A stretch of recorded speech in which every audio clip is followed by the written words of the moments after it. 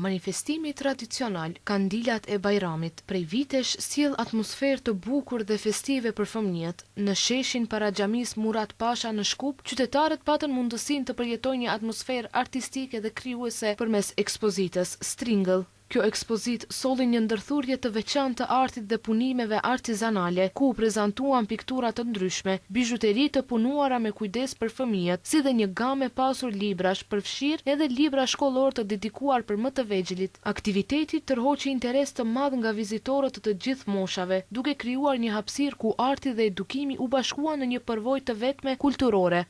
Nura Curi, nga shoqata Vizioni M, theksoi se paratë mbledhura nga ekspozita do t'u jepen familjarëve nevojtar. Jemi mbledh prej shoqatës Vizioni M edhe parimit kulturor, që disa vite më rën mbledh me një ditë para Bajramit, edhe shesim sene për fëmijë, kurora, libra, ramna, edhe këtë këto shuma që mbledhet është që japni për donacione, për familje që kanë nevojë, për fëmijë që kanë nevojë, edhe kjo është e gjitha që e bojnë ana.